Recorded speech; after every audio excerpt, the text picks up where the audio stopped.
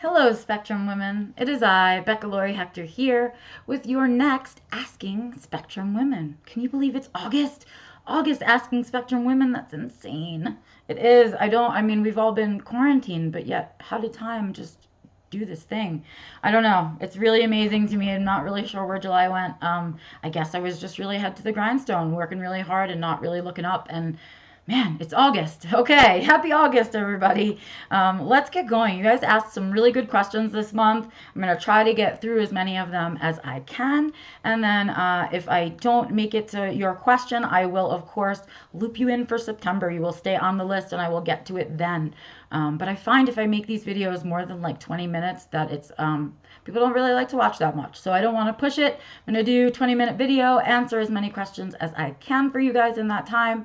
And if I don't get to you, of course, I will keep you on the list for September. While you are watching, if you think of a question that you would like to ask me for September, please email me at info@BeccaLory.com. If you email me there with your question, I will put you on the September list and hopefully get it to you. So wherever you're watching this, you can also comment with your question. I will catch it there as well. But if you want to keep it private, you can always email me directly.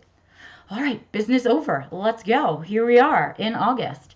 Some good questions for you guys this month. Some of them are long, some of them are short. We'll see how we do.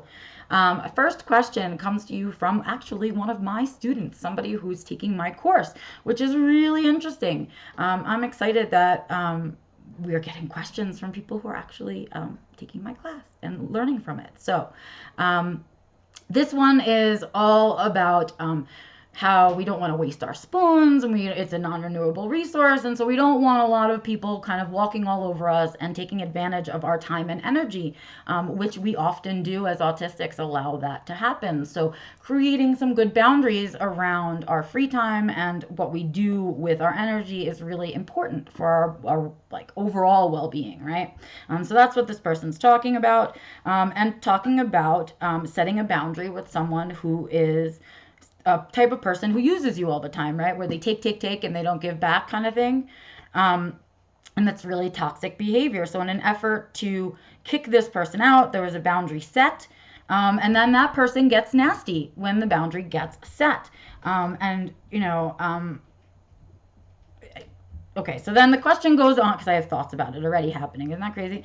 Okay, so then when they get nasty, it's a confirmation of the toxicity. Yes, I agree. And that it should feel good, like taking out the trash, but it doesn't. This person feels guilty instead. So in other words, we're putting up healthy boundaries and saying this person takes advantage of me all the time. I need them less in my life, right?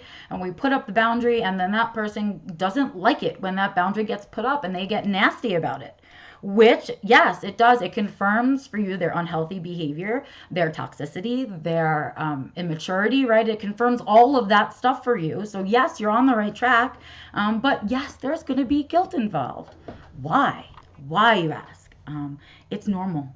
Okay, first of all, as a totally empathic person, which as an autistic woman you most likely are, you can't help but feel bad about thinking about how that person might feel bad. Right? And so the guilt comes from feeling like you're the person that caused them to feel a bad feeling, right? And you don't, because we want to be loved by everybody, because God, if just one person would like us for us, right? When someone rejects us, even in the process of us rejecting them, right? It makes us nervous. Maybe we're not doing the right thing. Maybe we start to question, and then we feel bad for hurting their feelings. Maybe we shouldn't have done that. Then we won't, this is why people don't like us.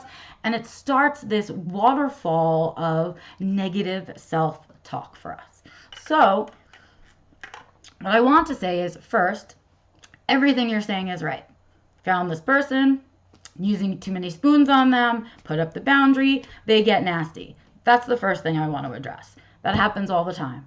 Every time we put up a boundary for people, it's almost like them hearing no for the first time. So they're used to your relationship going about a certain set of rules. Now all of a sudden you've changed the rules and they feel frustrated and they're not getting the things that they want or think they need from you all of a sudden. And that means they have to figure out where else to get it from. And that makes them more nervous and more frustrated. And that is why you see that negative, nasty reaction when you put up a boundary. That doesn't mean your boundary is bad. That doesn't mean you should take it away. That doesn't mean that you're at fault because that person's feeling that way for hitting a boundary. It means they don't know how to process a no. It means they don't know how to deal with other people's healthy boundaries. And it's their reaction to it that really you can learn from, right? Because you don't want to react that way to somebody else's boundaries. And the guilt is an old habit. The guilt that comes along with that is that old habit of I need to make everybody like me. I just want everyone to like me. I would need as many people to like me as possible because so many people don't like me. And that is our old thinking. So after you do this really big growth step, right, it gets super scary that you did this new scary thing, this risky thing. And you want to just fall back into an old habit. Your brain and your body is looking for relief somewhere, right? And is trying to figure out this new process and how to feel about it. And it goes into the old habits of everyone needs to like you. Why would you do something like this, right? Because you are creating a new habit. And so instead, what you have to do is reprogram that response for yourself. When you feel it kick in, oh, I feel guilty, pause. I shouldn't feel guilty for taking care of myself. I can't feel guilty for protecting my spoons. I don't need to feel guilty for taking care of myself, right? And maybe you're leading by example for that person. But either way, you are not in the fault place in that. In fact, the dislike of their response to your boundary tells you you're on the right track, right? And you are doing the right things for you. And that's why when I talk about all of this stuff, I'm always saying get comfortable being uncomfortable, because you're going to be uncomfortable along this ride. You're reorganizing your relationships, your lives, your connections, your time, what you spend your energy on. And as you're doing that, there are going to be responses from the world of that change. You're sort of creating a little storm of your own, and there's going to be a response. And the goal is to control the negative self-talk and to stay aligned with where you want to head to be, and remind yourself that you are setting boundaries to keep yourself in alignment. And everything you're doing is for you, and that person needs to functionally deal with how they respond to rejection and to no's and boundaries and things, and that's not about you. So that's my answer to that question. I hope it's helpful. Please let me know. I hope you guys find my answers helpful in some sort of way. I love hearing that they are helpful, so please let me know in the comments. Thank you. Okay, moving on. How to cope with looping intrusive thoughts and compulsive behavior. All right, this is hard. Okay, so let me say that off the bat. You will make mistakes. This is hard. This kind of reprogramming from especially from the compulsive behavior, more so the compulsive behavior than the looping thoughts. And I want to tell you that it's easier to break those, even though it seems not. And the goal is to really create your own version of an earthquake, kind of. So what you want to do is your looping intrusive thoughts and the compulsive behaviors come up because you're looking for control. Right? Something about your life is feeling overwhelming and out of control in your life. So you're looking for the pieces and parts that you can control so that you feel better and you feel more in control of everything, when the truth is we're never really in control ever. Right? And so doing compulsive behaviors and having looping thoughts makes you feel like I got this. It creates a rhythm almost, even though it's a negative rhythm. So what do you want to do? You need to break the rhythm and reset a new rhythm. That's what we need to do. We need to, I'm having looping thoughts, I'm doing compulsive behaviors. You need to literally take the needle off the record, pause the tape, however you want to say it to yourself. But you literally need to consciously say, I must stop. Force yourself to think about something else. Sometimes the ways to do that are to introduce other sources of stimulation. For example, to try and read, to watch a movie, perhaps listen to music, go for a walk outside and change your environment, right? Things like that can kick off, right? It can be that little earthquake. I always think of the movie Inception. And remember how Inception, they would all be sleeping until the kick, right? And then the kick would happen and it would wake them up, right? And that's what I want you to think about. You need a kick to break the loop And that's something you have to consciously choose to do. And you may have to do it multiple times, depending on how strong your loop is, how long you've been looping, right? And stuff like that. And the same goes for compulsive behaviors. We have to consciously say, this whole thing is not okay, and I need to I need a word. I don't know what the word is, but I want to like move my energy somewhere else. So instead of spending the energy on looping around in your head and doing compulsive behaviors, you want to take that energy and displace it somewhere else. So going for a walk, doing something creative, or listening to music, doing anything to sort of flip the script in your brain and really just trip it up. For some reason, we need that to stop. And the other thing is the bigger compulsion, the bigger problem, I guess, in the whole scenario is what is making you feel that way, right? What is kicking up your compulsive behaviors? What is kicking up those looping thoughts, right? Why are you feeling that overwhelmed, that you're seeking control? And to find that source, right? Because until you correct the source, it's just going to keep happening over and over again. And often the search for a source can break the loop itself. Understanding that there's a source for the loop and a source for those compulsive behaviors, and then going in a hunt for it is an active way to also move your brain from thinking about the same thing. So that's my advice for looping thoughts and compulsive behaviors, rather. I hope some of it is helpful. If not, write to me again. I will try again. But please let me know if my answers are helping out some. Moving right along. Let's see. Can we do another one? Okay.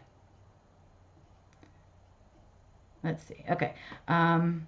Whenever I have a social interaction, especially with people I know, more so with family, I replay the interactivity like a video in my mind for hours and sometimes days after. I question what I've said, who said what, why that person reacted, why I was hurt or offended, why they didn't laugh, their body language, and if they shifted their body away or raised an eyebrow, etc. It's very exhausting. But it's all I know and all I've done forever. And my husband finds it annoying that I go over and ask him what he thought of such and if such and such was joking, or if he saw a reaction. He is an NT, on the other hand, and doesn't think at all about any of it and just gets on with the next thing in life. My question is this healthy, necessary to replay for the autistic brain? It feels just like my way of processing. I'm guessing it's an autistic thing. If it's not healthy, then how do I stop it or reduce it? Any other tips or advice? Excellent. Okay, so really, really important conversation. I have done this too my entire life until recently. I will rerun scenarios of how things went down for months, for years, especially if there is a part or piece of it that I didn't understand or I was unsure about, or a mistake I made I don't want to make again, and I really need to understand how it happened. Yes, I think it's about the autistic processing. I think it's our way of making sense and processing the NT social world. We have to catalog it in some way. And so we look for patterns. We're giant observers of their behavior, partially because we need to mimic them back to themselves, right? And so we're looking for some of the echolalia and some of the masking stuff that we need, right, from people that we look for as tools to get through in the world. And some of it is like just a not understanding of how their social functions all the time. And so what we've learned, I think, especially as adults, is to be the consummate observer, that we can be participating, yet we are observing. We're looking for patterns. We're looking for facial expression, like consciously looking for these things. And that's definitely part of the autistic experience, I think, because we live in a neurotypical society, right? So it's harder for us. We have to do all of that extra work, and it's conscious work for us. Whereas for neurotypicals, it's not conscious work for them. And so they're not memorizing other people's behaviors. They're not observing in that detailed way that we have. They're not necessarily as focused on the social rules as we are, because we need to follow them. If we went off on our own being, all of the neurotypicals would look at us like we were crazy, right? So I think that's why we do that thing, right? But I think it's not natural to the autistic brain. I think the processing of details is, but the processing of a social experience is kind of forced upon us because how they go matters so much to the NT world around us. And so we need to be at our best, and we're always working in those situations. I think if neurotypicals had to work as much as we do in social situations, either social situations would be different already, or they too would be processing through every single conversation, right? But yes, it can be unhealthy. Here's why. I've talked to you guys a lot before about how I think that anxiety lives in the future and that depression lives in the past. So when you spend too much time in the past reliving these social interactions that you literally have no control over, they've happened, they're past, they're history, you can't change them, right? That's where the unhealthy lives. So processing through it once, twice, maybe a few times, especially if it was a really difficult one for you, even asking your husband on occasion if you're really struggling with one, right? That's fine. But getting stuck there and beating yourself up for the way a situation went down for an extended period of time is only going to lead to depression. And then you will then begin to worry about doing it again in the future, which will add the anxiety piece in, and there you will be a happy anxiety, depression, autistic. And so it can lead to unhappiness if you get stuck there. That's the danger. So as long as you're not stuck in a scenario where you're repeating the same social interaction endlessly for yourself, and really beating yourself up with the way it went down, I think it's a healthy way to process. You're processing through the experience you had, and some of it is confusing. So maybe explaining to your husband that sometimes I need to process through it with you because I didn't get it. Like I missed it, or maybe I think I got it, but I might be wrong and I'm not sure and I want to know. And you're the expert in that behavior. So asking him and explaining to him why you do that process may help with his irritation with those questions. So that is my answer to that question. Let's see. I think I might have one more, and that's probably all that I have time for. So let's see. Okay. I'll ask a question from one woman on the spectrum to another. How much of one's identity should they bring to work? In what ways should we best showcase and not showcase to others the aspects of our autistic identity in the professional workplace, especially when the sphere isn't supposed to be personal, even while one's personal identity may in fact be a big part of one's line of work? Great question. I have struggled with this my entire life, like seriously, my whole life. And I think it's caused me to leave a lot of jobs. I can tell you that. Because people give us autistics the impression that we're all friends at the workplace and everyone wants to be friends and teammates. But that's not how business works, right? Business social sometimes can be backstabby. So people say a lot of stuff they don't mean. And often when we share too much of our personal stuff at work, either it can affect the way that people think we function at our job, or it can lead us to being so vulnerable in the workplace that people can use that information against us. And so what we want to do when choosing personal information we share at work is, first, we need to assess whether the person we're sharing it with is someone that we should be sharing it with, right? Is it a customer? Is it a client? Is it a coworker? Who is it in the workplace we're sharing with? How long have we known them? And that kind of thing. In the same way that you kind of test your friends, right? The longer you've known somebody, the more you know you can share with them. Same case scenario in the workplace. If you're in a newer workplace, zip it, babies. Zip it, zip it, zip it, right? Because we don't know how people are yet. We need to give them time to show us so we can, again, observe those patterns of behavior in the neurotypical world that we did in the first question. Right? And so that's part of it. The other part of it is that there are certain areas in our life where it is typically considered not the business of people that we work with. Okay? Our health, mental health, that kind of stuff. Usually that stuff is off the table. Financial discussions, so things about money, your financial well-being, non-well-being, whatever that may be, income, debts, all of it, that stuff is considered private. and stuff we don't generally share in the workplace. Other things we don't tend to share about our personal life, like our love lives, right? Don't want to share too much of that. It's one thing to talk about your wife or husband or boyfriend or girlfriend occasionally, but you shouldn't be talking about your sex life and what goes on between the sheets at the office, right? That's not the stuff that we want to share. That's the stuff that we keep close to us because it's intimate information, and intimate information gets shared only with the intimate people in our life. So I always say intimate information is for bubble people only, right? And that does not include your work people, unless you're at a job for so long that somebody at work becomes a bubble person, right? And that's the exception. So that's the stuff you want to think about when you're thinking about personal versus work identity. Those are sort of some of the safe boundaries to draw. But other ways you can do it is to really think about the thing you're talking about. Am I comfortable talking about this thing? If somebody responds poorly to me about this topic, will I be hurt? Or am I okay with it? Is it something I'm that comfortable with, right? Like when I first got diagnosed, I wasn't so comfortable with my diagnosis that I felt I could share it with everybody, because if people responded negatively, I wasn't strong enough to walk through that. And so it became a piece of information I only shared with bubble people. And then I got stronger about it and better about it, and now I can share it much more freely because I don't care what people say about it. I'm strong and comfortable in my in the way I feel about me and this thing, right? And so that's the other piece of it. You have to be good with the reaction of the other person you're sharing with. And if their reactions make you feel bad, stop sharing with them, right? Because we don't need to add that into our lives at all. So that's that answer to that question. I know that I have one more, but I am losing my voice. So I will save that question for September.